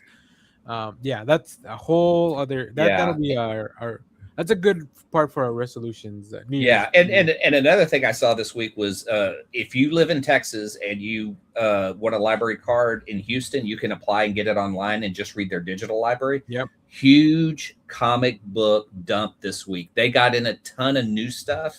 Yeah. And so it's just been another way for me to find books that I could read that I'm not having to drop a ton of cash for. They're just disappointments. And I hate saying that, but that's the downside of the collecting part of comics is sometimes you'll get a whole series and it's just a bust. One of my favorite characters, Man Thing, has one of the worst runs is that R.L. Stine story. Oh, where he talks? Yeah. It's like, do you even understand the character? Bro, have you read Man Thing?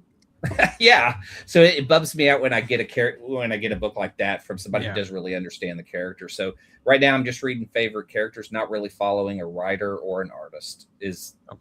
So that's the way I'm going to be collecting at this point Gotcha. Yeah, that makes sense. It's for singles. we got to change our approach to all this stuff too. Now, Jeff, did you see my pick of the week? Make sure you don't go through it. Yeah, I saw it.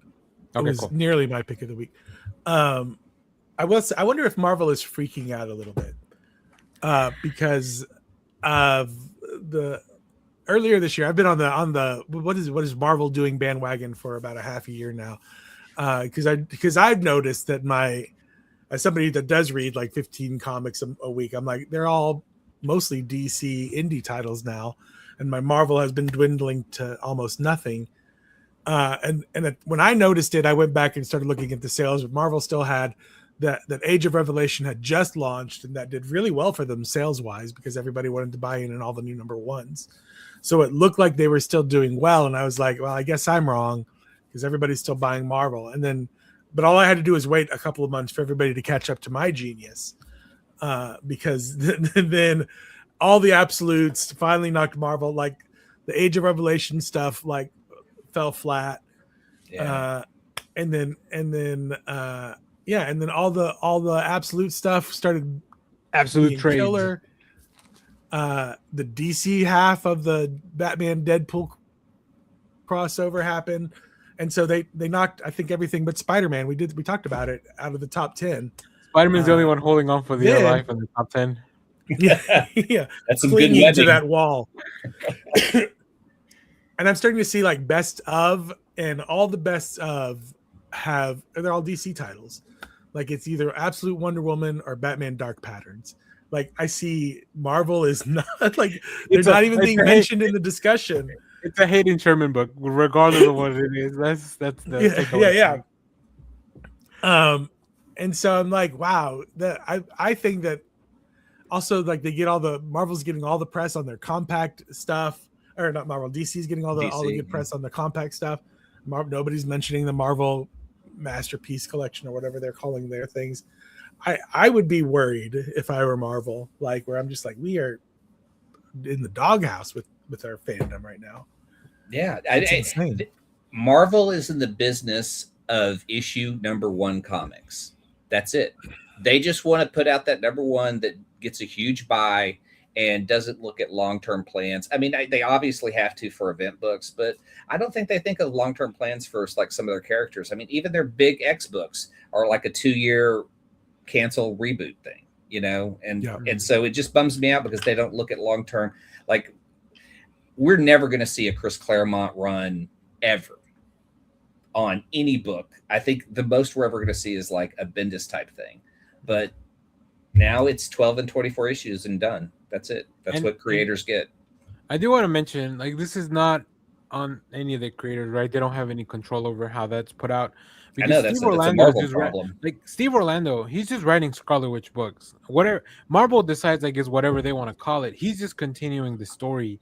Yeah, that's the perfect example because every time he knows how to format that arc into something different, but he's still telling her story. Right. So like, if that had just been called the Scarlet Witch series, it would be like at issue, I don't know, maybe 25 or something. But it's been going on the third volume because she also did it with Quicksilver, so there's that run. And now it's pivoting. And the new volume starts this week. Like Scarlet Witch Source of Spring starts this week. Yeah. Yeah, so it's not on the creators. It's on, like, I don't know, editorial. It's the business side. If the business side could figure out to let the creatives be creative and not have to have an issue one for it to be successful, that's what I want to be able to pick up a random issue of a book and it just be as exciting as the first one. Yeah. But everyone, I'm not going to find that at Marvel. That's the problem with Marvel. So, okay, well, that was our Marvel corner for the week again that we talk about. Now let's talk about all the DC books. But you know why we get mad about it and we talk about it so much? Because we love Marvel books, and we know there's good stuff in there. It just gets lost in all this noise of number ones and reboots, and it makes it really hard to collect and makes it inaccessible for new readers. And that's why we're upset. Not because we don't have any stock. I don't know any Disney stock, so I don't. I don't care. Although, Well, and I think that as somebody who's been reading comics a long time, like when you talk about Age of Revelation, going into it, my comic book sense was tingling, saying, don't fall for the bait, because like I've seen it too many times where they're like, this is the next big thing, and I'm like, I don't trust any of what you've been doing up until this point, so I don't understand why you think I'm going to trust you going into this going forward. So I didn't buy any of it. Like I dumped out of the X-Men completely, going like as it started, and I bought into it because I thought Yeah. if anyone could write that long-term X-Men story, it's Gail Simone. And I thought they were really committed to her, and so I was really excited for that. But no, it was 12 issues. yeah, my Taylor Swift and my inner Taylor Swift was like, I've heard this tell before, and I didn't like the ending, so I knew I knew that it was coming. So all right, but let's talk about comic books that we are excited that we read. So we'll go one on one, Jeff, till we run out, and then we'll do picks of the week, and then we'll get out of here because we're going pretty long already. All right, We gotta keep this under 2 hours. The Guy in the Chair, number 3. This is a great comic. This is the guy in the chair and his super spy get caught up in spy hijinks that go awry. So not only are they meeting for the first time, of course the science geek has a bit of a crush on the spy girl. There's a little bit of super heroics. We're not like just straight up. It's not James Bond spy. It's more like Black Widow spy. So, but it's good. It's real good. I picked up the first issue of TMNT Battle Nexus. I don't know if you guys can see. This is a Shredder that's in black and white because he's from the original comics. So this story is bringing in characters from all across the different dimensions, and it's like a big battle royale. It's gonna be a weekly thing, 4 or 5 issues from IDW. I was lucky enough that they allowed me to read the first 2. It's bonkers. Somebody did give me crap in one of the comments. He's like, who let this guy read TMNT? Because I didn't know one of the characters' names. And I was like, you know who let me read TMNT? IDW. They sent me the books, buddy. So yeah. What was the character? What was the character? Oh, I don't know. Like this Fox lady, like Raphael's ex-girlfriend from somewhere, I guess. I don't know. I also don't really know comment again. This big turtle, I don't know. Turtles are for nerds. How about that? I just don't know where they're from. Like they tell you the name here, but like I don't know what story they're from. Like I'm sorry I haven't read all 30 years of Teenage Mutant Ninja Turtles. Because some of the art looks familiar for some of the runs, and I thought that giant one was the movie version. No, I wish it's that not the Bay version, but he doesn't have the goggles. The little robot, I think that at some point Donatello becomes when he dies or whatever. So, yeah, it's a lot of fun though. Like Tom Waltz, and they have a lot of writers in it, so it's a lot of people working on this. Radical. Here's one of the crossover DC KO crossover fights: Red Hood versus the Joker. Yeah, big battle everybody wanted to see, and it does not disappoint. It's good. It's a good. Tease me with a page. I want to see a page of blood. The fight issues haven't all been great, but this one's been pretty good. But right off the bat, you get some of these teases in. I like that DC started doing like teaser pages in some of their background. That's awesome, dude! It's great. Dustin Wynn does art in this, and also I love his work. And also Giuseppe Camuncoli. So they have different artists because all the matches are 3 rounds or whatever.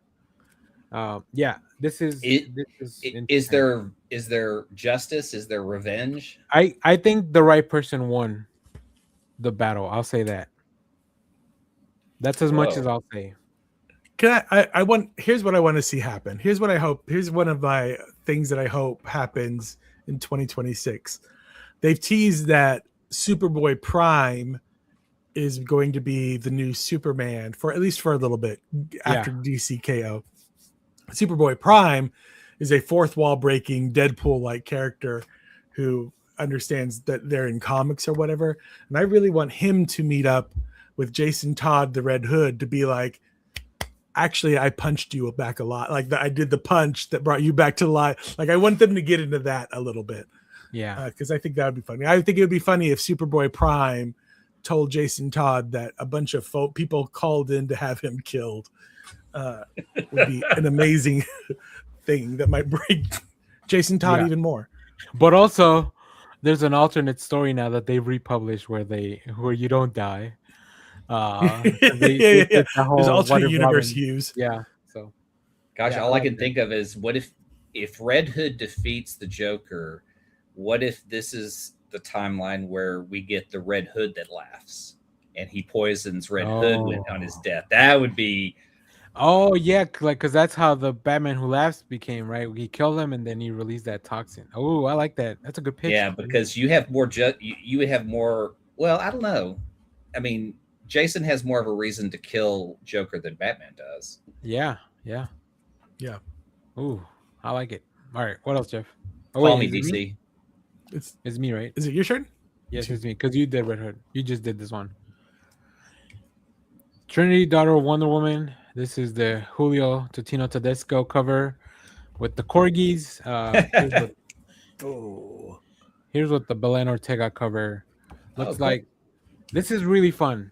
Belen Ortega and Tom King, they hit the highlights, and they also set up a really interesting stuff for Wonder Woman. I think this is going to be a really fun trade.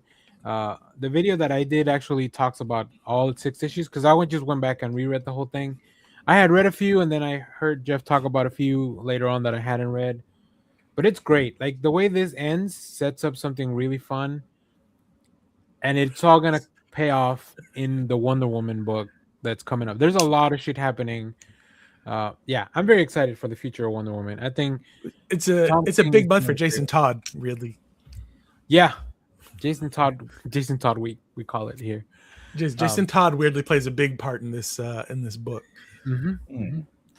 There's some time travel shenanigans. There's time travel shenanigans in this, Clay. So yeah. So yeah, very interesting. All right. What else, Jeff? Hey, sticking with the DC, Justice League Unlimited number 14. Man, you want a book, Clay? You're talking about a book you can just jump in week to week, and it's just an action adventure book. That's this book. Everything's going haywire because of the DCKO stuff. The Earth, all the superheroes are trying to evacuate the Earth because Darkseid is turning Earth into the new apocalypse with all those big fire chambers coming out.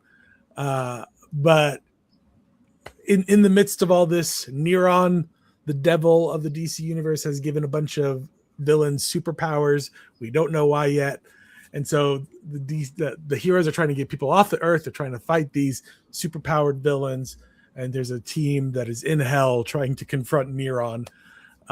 So it's just literally all hell's breaking loose. But it's a team made up of time displaced heroes. So there's a warrior, Guy Gardner, that's been brought out from some. There's an owl woman, like from the Watchmen owl, like, so it's all time displaced heroes. So it's a Batman Beyond, I think. So yeah, it's really cool. It's like, dude, I'm telling you, Mark Waid. Is it Exiles? I mean, we kind of it's kind of like Exiles. It reads like that. Yeah. Okay. Yeah, and that sounds fun. I dig that idea.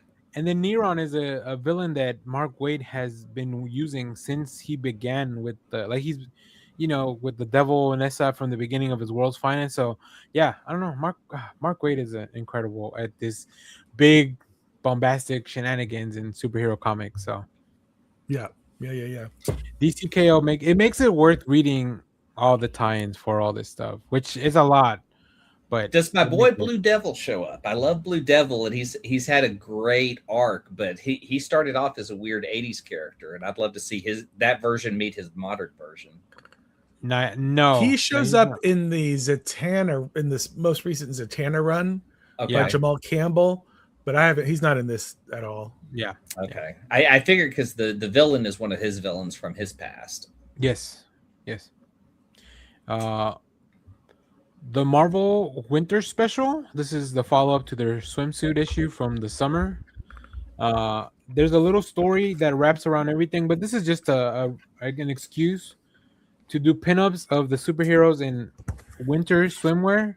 Yeah, there you go. Dazzler. That's no, that's I think that's the Captain Marvel. The when That's she had Captain the Marvel. yeah when she had the. I thought it was Dazzler too. Yeah, because the It's Captain Marvel. No, you're right. It is Dazzler. It is okay, Dazzler. yeah, she has the the emblem on her, on I her forgot. bikini top. I got it mixed up. Yeah, Yeah, that's crazy. we'll give- They did a whole. That's my we'll favorite give, one. Namor. this The Namor. Annie Wu- They offer Namor. skins in Marvel Rivals of the swimsuits, and you can play as the Punisher in a small bikini. That people will buy that skin for, and it's hilarious to watch him weld machine guns in a bikini or in the little teeny bikini bottom. I There do is a like Captain this. Marvel. Yeah, Oh. that's the page that I was going to show. Captain Marvel and Spider Woman. So it's fun. It's the story in itself is like whatever. Roxanne is trying to make it's following up from the summer special. Roxanne figures, let's make the superheroes and put them in a swimsuit, and that'll sell a magazine or whatever because we want money. And they kind of continue that idea in some sort of form or fashion. So it's very interesting. It's fun, and then, like I said, the pinups are just kind of worth it to see all the pinups. I forgot they did a whole like this one's a whole thing. Like it's the full spread. Literally. Yeah. Like it's literally the centerfold. It's Literally the It's centerfold. literally the centerfold. And I love There that is some you get to see the girls and outside. Like, There's some can fun Rogue tongue-in-cheekiness. actually get cold? Oh, I don't know. I don't know. I don't know. There's some tongue in cheekiness with like the corporations like being like, we're doing this for you, Right. you know, because we're apologizing for the last thing they did.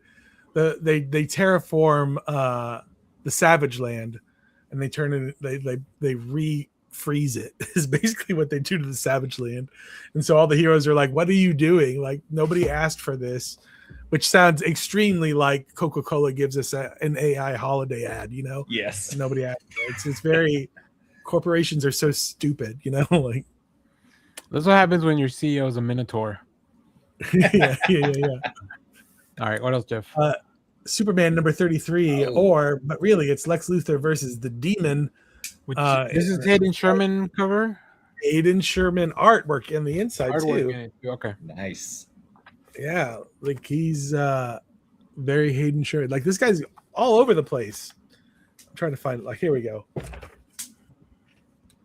Yeah. And then this is a great. Does Lex Luthor have a soul? That's a great. Yeah, these yes, are fun. Kind of. These are fun. He does, and it was sold as a child. That's right. Now Etrigan's going after it, so it's good. These are all fun. Like I said, Is it an all rhyming Etrigan? It is. Jeff, And Lex Luthor makes fun of him for it. Lex Luthor's like, I hate rhyming.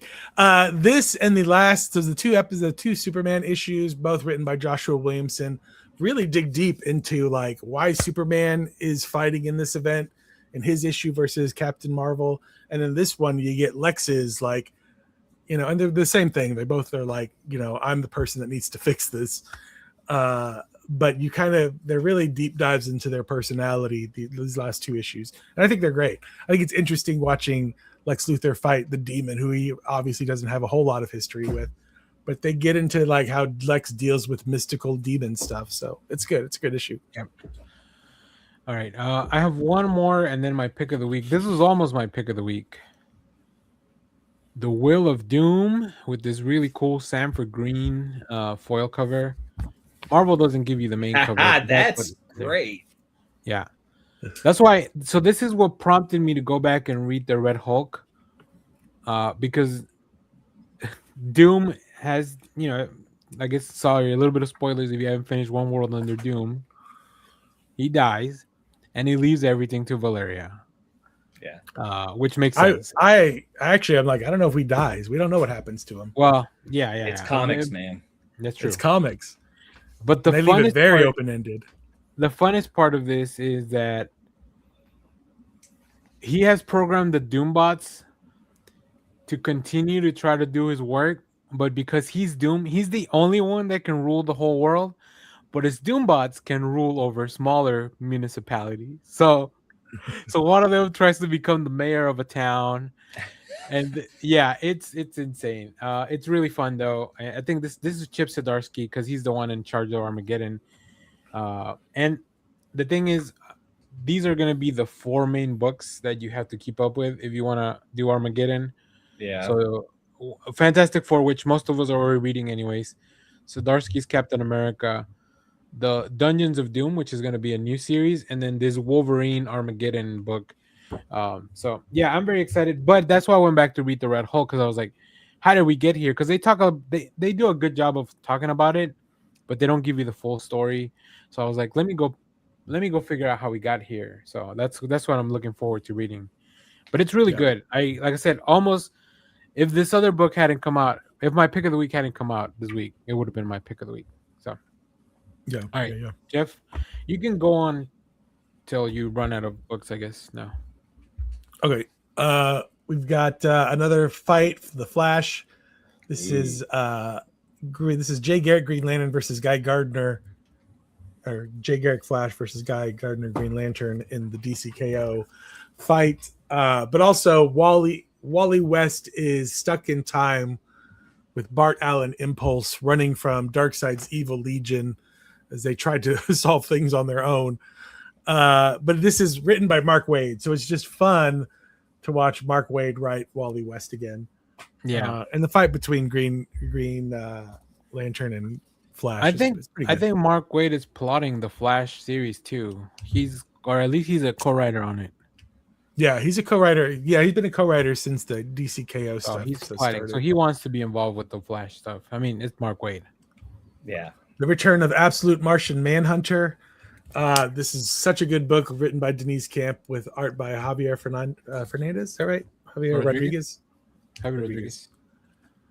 There's another hold the comic up to the light page in here. So if you like your comics see through, I like my comics like my underwear.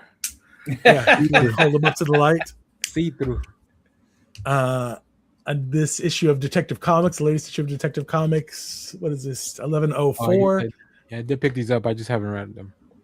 Tom Taylor's just killing it on this book. Batman has a disease that makes him impervious to fear. Like he's slowly losing his ability to fear things. And he's like, oh, that's dangerous because I'm swinging off of buildings all the time and stuff. And he's like, he's also got some broken ribs.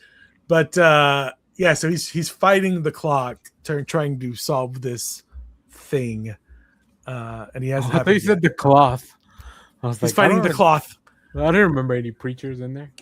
And that's everything that I've read so far this week. I've got 3 that I have not read, and then 2. I just want to show you 2 covers. I have a bunch of books I haven't read, but for the sake of time, I just want to show you guys 2 covers. This one, the Absolute Superman cover that I picked up. Holy moly! Oh, that's a good one. Yeah, that's one of the ones I haven't read yet. Gerald Perel.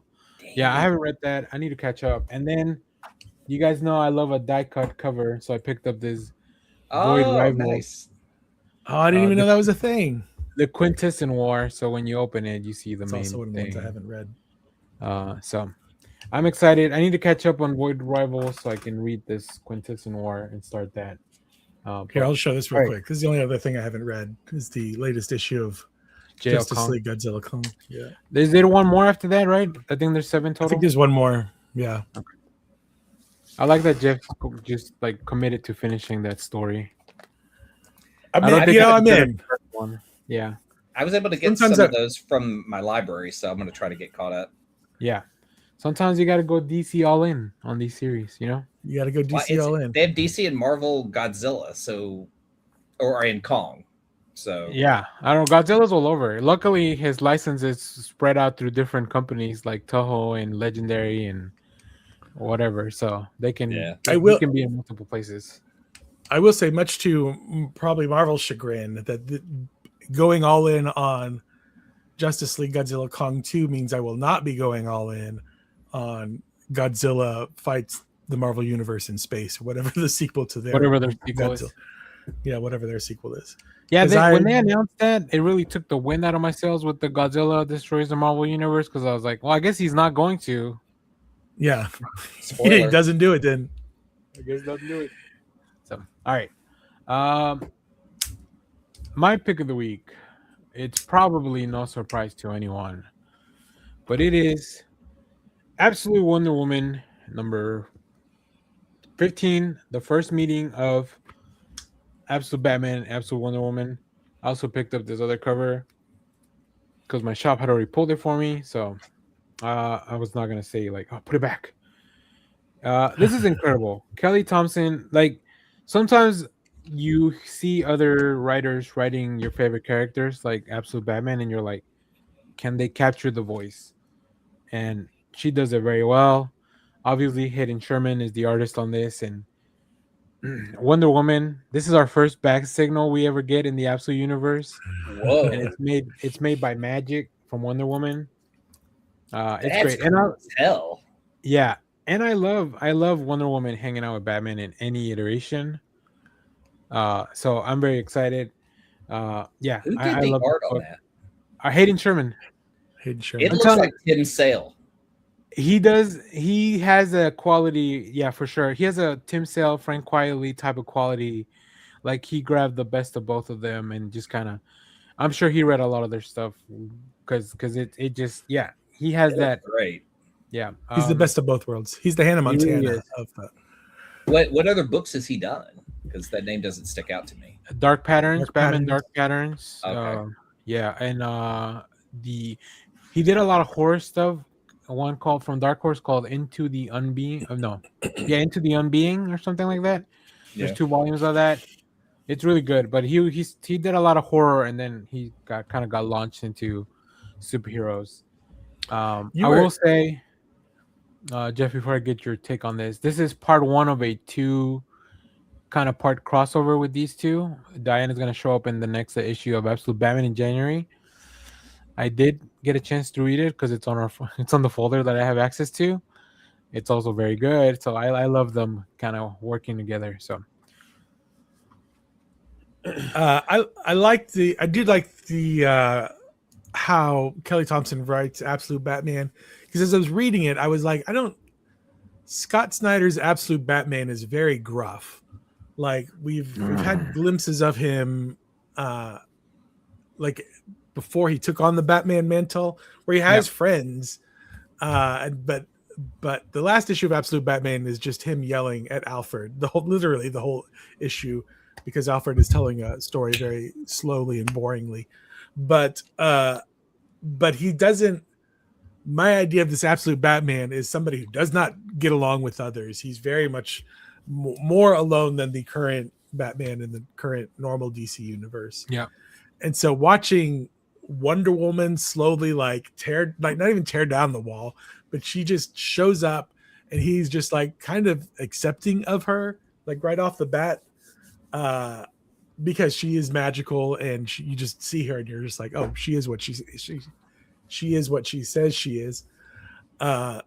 It almost loosened him up a little bit, to a point where I'm like, okay, I kind of, like it reminds me of the Batman that would have had been friends with Wayland before he got turned into Killer Croc and the Riddler and all that other stuff.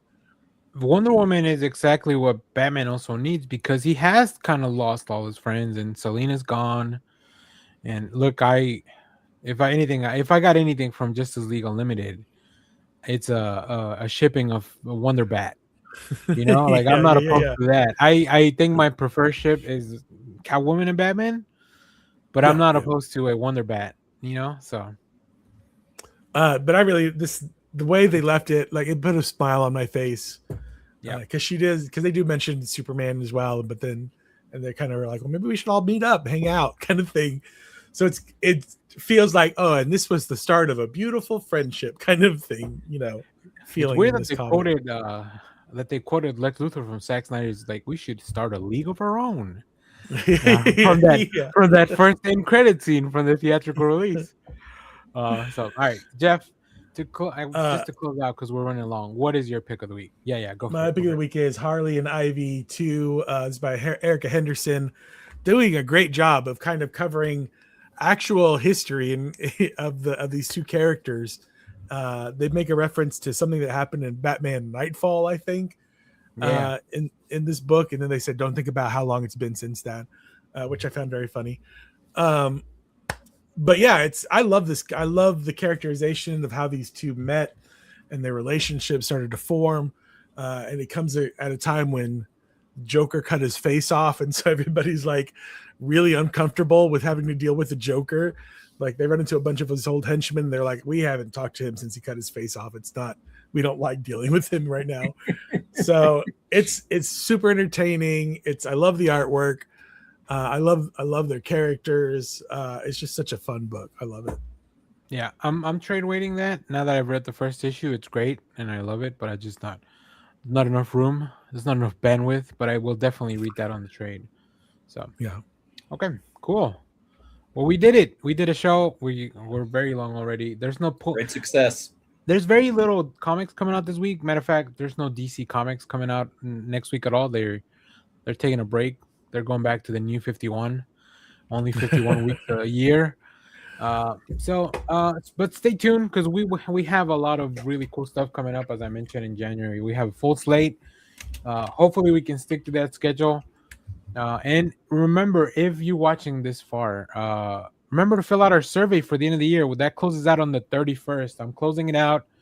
No more votes will be cast. Let us know what your best of is. You can find that in the description of this after the video on demand thing goes live, or you can check out our community post on YouTube.